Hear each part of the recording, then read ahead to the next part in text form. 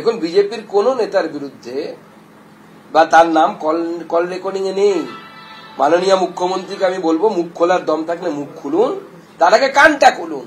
কালীঘাটের কাকুর রেকর্ডিংটা শুনুন ভালো করে। 15 কোটি কাকে দিতে হবে, কাকে 20 কোটি দিতে হবে, পার্থর বেশি লোক। কত বলেছিল পার্থর জন্য রাইট যেন 25 কোটি না 20 কোটি বলেছিল। অভিষেকের জন্য 15 কোটি। অভিষেক নামটা চেনা চেনা লাগছে মুখ্যমন্ত্রী। কানটা খোলা আছে না শুনতে পাচ্ছেন না? আপনি তো শুনেছি টিভি দেখেন না, রাত্রিবেলা গিয়ে নাকি রিলস দেখেন। কৃষ্ণ কল্যাণী কোথায় গিয়ে ছবি তুলছে, কে কার কোথায় কি খাচ্ছে, রিলসটা দেখবেন আজকে। শুনেছেন অভিষেক নামটা? অভিষেককে এত দিতে হবে?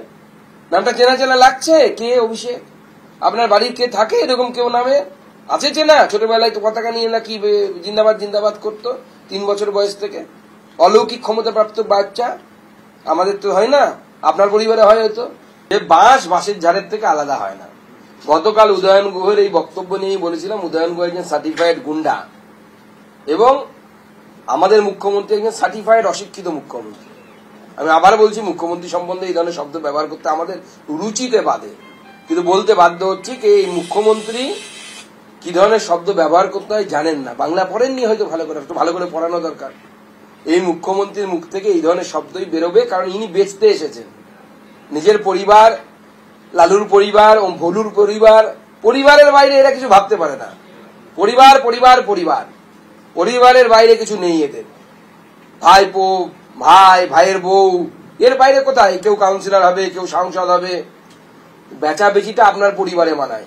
থাকতেন তো বস্তিতে, এখন আপনার পরিবার কয়েক কোটি টাকার মালিক। কোথা থেকে হলো মুখ্যমন্ত্রী? কি করে হলো? সমাজ সেবা করে? উত্তর দেবেন না? দেখুন কোথায় টাকার কথা বলছেন আমি জানি না, আমি তত্ত্ব দিচ্ছি আপনাদেরকে। 2004 থেকে 14, এই 4 থেকে 14তে মাননীয় মুখ্যমন্ত্রী সরকারের অংশ ছিলেন প্রথম ভাগে, প্রথম 5 বছর। সেই সময় কেন্দ্র সরকারের কাছে ট্যাক্স ডিভলিউশন হিসেবে এই রাজ্য সরকার পেয়েছিল 1,34,195 কোটি টাকা। নাম্বারটা মনে রাখবেন, 1,34,195 কোটি টাকা। এবং গ্রান্টস ইন এইড হিসেবে পেয়েছিল 75,149 কোটি টাকা। মোদিজির সময় 2014 থেকে 2024 এই 10 বছরে পেয়েছে 5,24,333 কোটি টাকা, যেটা 1,34,000 10 বছরে ছিল ইউপিএ সময়, পেয়েছে মোদিজির সময় 5,24,333। তৃণমূলের নেতারা অঙ্কে দুর্বল, পড়াশোনা তো করেনি, একটু শিখিয়ে দেবেন। 1 থেকে 5টা বড় হয়। কত গুণ বড় হয়? 5 গুণ বড় হয়। 5 গুণ বেশি টাকা পেয়েছেন। আর যে 75,149 কোটি টাকা গ্রান্টস ইন এইড বললাম, সেই গ্রান্টস ইন এইড এই 10 বছরে পেয়েছেন হচ্ছে 3,02,689 কোটি টাকা। আমি আবার রিপিট করছি, 3,02,689 কোটি টাকা। যদি দম থাকে, যদি বাপের বেটা হন, তৃণমূল কংগ্রেসের নেতাদেরকে বলবো এই তথ্যটা ভুল। এটা জনসাধারণের সামনে তথ্য এনে, কাগজ এনে প্রমাণ করবেন। যদি ভুল প্রমাণ করতে পারেন। 5 গুণ বেড়েছে আপনার ট্যাক্স ডিভলিউশন, অর্থাৎ রাজ্য সরকারের ট্যাক্সের ভাগ যেটা কেন্দ্র ফেরত দেয়। ইউপিএ আমলের সময়, কংগ্রেসের আমলের সময় তার থেকে 5 গুণ বেশি।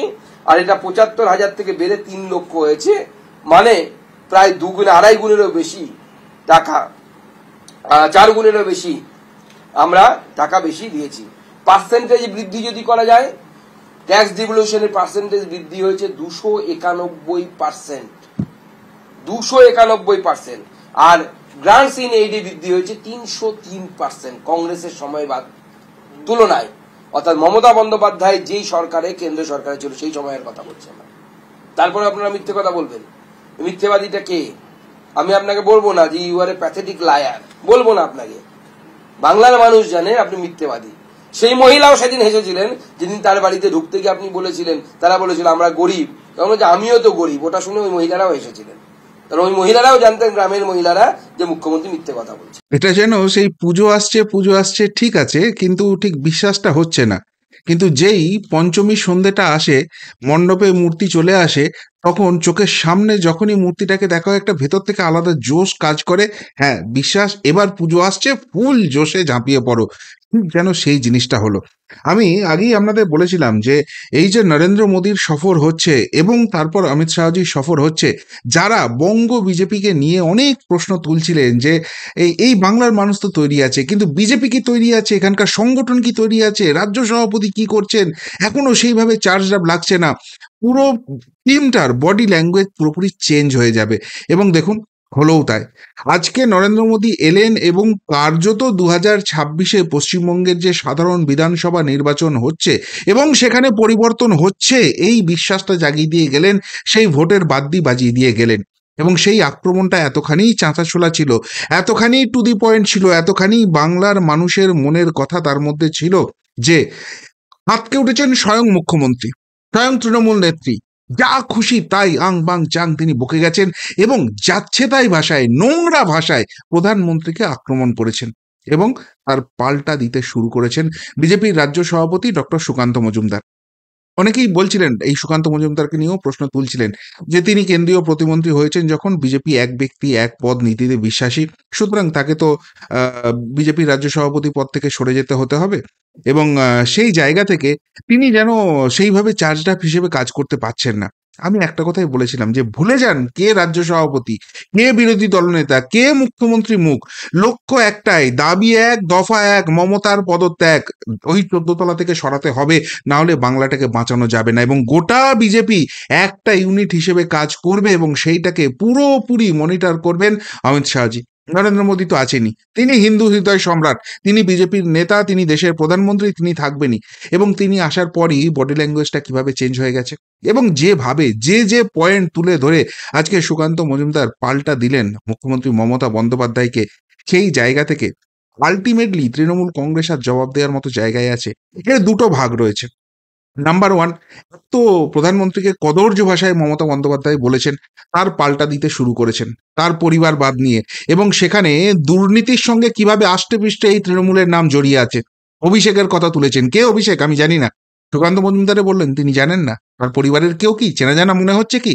এই অভিষেকের নাম কাকুর কণ্ঠস্বরে উঠে এসছে, তার কল রেকর্ডে কিন্তু উঠে এসেছে। এই যে বিষয়গুলো আপনারা বলেন যে কেন গ্রেপ্তার করছে না, দেখুন বারবার বলি যে এটা কোর্ট মনিটর তদন্ত। প্রথমত আদালতে একটা ব্যাপার রয়েছে, সেখানে তাদের তাদের নির্দেশে তাদের আহ, জায়গা মতো সমস্ত তথ্য প্রমাণের ভিত্তিতে হবে। এবার প্রবলেম আমাদের বাংলায় আমরা দেখেছি, যারা বিরোধিতা করেন এই রাজ্য সরকারের, সেখানে কোনো আইন কানুন মানা হয় না, জোর জবরদস্তি এসে বাড়ি থেকে তুলে নিয়ে যাচ্ছে পুলিশ, নির্লজ্জ চটিচাটা দলদাসের মতো ব্যবহার করছে। সুতরাং বাংলার মানুষের এক্সপেকটেশনটাও সেটাই হয়ে গেছে যে পাল্টা এদের বিরুদ্ধেও একই জিনিস করা উচিত। কিন্তু একটা কথা মনে রাখবেন, যে কুকুরের কাজ কুকুর করেছে, কামড় দিয়েছে পায়, তা বলে কি কুকুরে কামড়ানো মানুষের শোভা পায়? একদমই তাই। এটা তো নিয়ম নয়। কেউ অন্যায় করলে অবশ্যই তাকে শাস্তি পেতে হবে, তার জন্য আইন আছে, আদালত আছে, যেগুলো তদন্তকারী সংস্থা আছে। কিন্তু জোর করে শুধুমাত্র রাজনৈতিক প্রতিহিংসা করার জন্য এটা করা, এটা সুস্থ গণতন্ত্রের লক্ষণ নয়। সেই গণতন্ত্রটাই পশ্চিমবঙ্গে হারিয়ে গেছে এবং সেই গণতন্ত্রকে ফিরিয়ে আনার লড়াই আমরা সকলেই লড়ছি।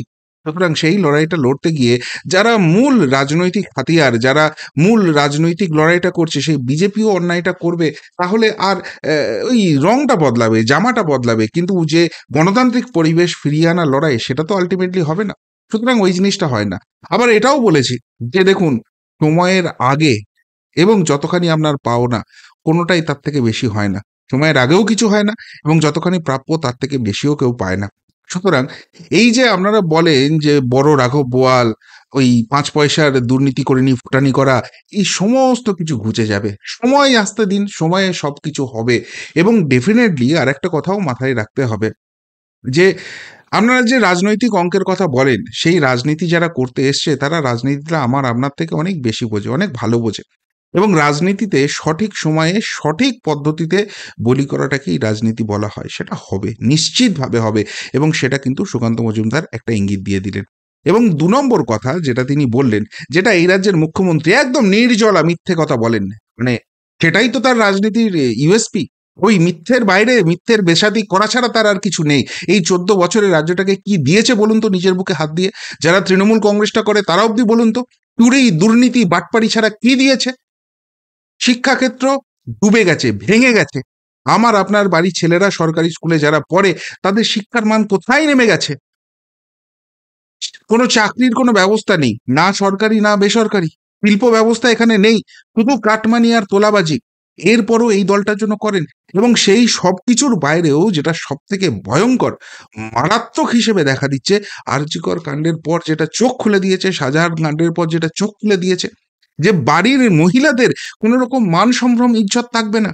এবং এবং সেই জায়গা থেকে মালদা মুর্শিদাবাদ আরো ভয়ঙ্কর ঘটনা দেখিয়ে দিয়েছে। এরা তোষণ রাজনীতির জন্য খুলনা ছুট দিয়ে রাখবে একটা বিশেষ সম্প্রদায়কে। এবং হিন্দুরা, এই হিন্দু বাঙালিরা, তাদেরকে বেছে বেছে টার্গেট করা হবে, নিধন করা হবে, নিজ ভূমে পরবাসী তারা হয়ে যাবে। আর মিথ্যাচার করে যাবেন মুখ্যমন্ত্রী যে কেন্দ্র সরকার কোনো নাকি টাকা দিচ্ছে না। আজকেও বলেছেন 1,75,000 কোটি টাকা নাকি পাওনা আছে। আর সেখানেই সুকান্ত মজুমদার বিজেপির রাজ্য সভাপতি একদম তথ্য তুলে ধরে বলে দিয়েছেন যে দুটো খাতে টাকা আসে। সেখানে 2004 থেকে 2014, যার একটা বড় অংশ মমতা ব্যানার্জি নিজে পাচ্ছিলেন সেই সরকারের, সেই সময়ে কেন্দ্র সরকার কত টাকা দিয়েছে। আর নরেন্দ্র মোদীর জামানায় 2014 থেকে 2024 এই 10 বছরে কত গুণ বেশি টাকা পেয়েছে। কিন্তু সেই টাকা সাধারণ মানুষের কাছে পৌঁছেছে না। যে তোলামূল নেতা একটা বিড়ি 3বার নিভিয়ে খেত, সে আজকে ফিল্টার হুইল ছাড়া খায় না। তার চাক চমক জাঁক জমক সমস্ত কিছু বেড়ে গেছে, গলায় এরকম মোটা মোটা সোনার চেন হয়ে গেছে, পায়ে দামি জুতো হয়ে গেছে, বাড়ির কলতলাটা অব্দি মোজাইক হয়ে গেছে, শুধু দুহাতে লুটে গেছে। আর বাংলার মানুষকে বঞ্চনা করে গেছে। এরা বড় বড় ফুটানি করে, বড় বড় কথা বলে। আজকে কিন্তু সেই পরিবর্তন করার লড়াইটা, ফাইনাল লড়াইটা শুরু হয়ে গেছে। তাতে আর 7-8 মাস সময় আছে। এবং সেই জায়গায় এই রাজ্যের শাসক দলকে যে কোনো সময় দেওয়া হবে না, কোনো রেয়াত করা হবে না, সেটা কিন্তু প্রতি ক্ষেত্রে প্রতি মুহূর্তে এবার থেকে প্রমাণিত হবে।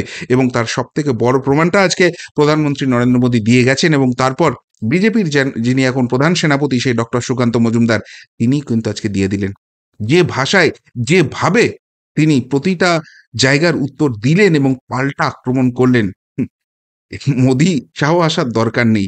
বঙ্গ বিজেপি যে এদের ঘটি উল্টে দিতে পারে, সেই জায়গাটা স্পষ্ট হয়ে গেল। কি বলবেন ডক্টর সুকান্ত মজুমদারের এই কথাগুলো নিয়ে? যদি কিছু বলার থাকে অবশ্যই কমেন্ট বক্সে কমেন্ট করে জানাবেন। এখনকার মতো এখানেই শেষ করলাম, ফেরত আসছি নতুন প্রতিবেদন নিয়ে খুব তাড়াতাড়ি। ভালো থাকবেন, সাথে থাকবেন, পাশে থাকবেন। নমস্কার।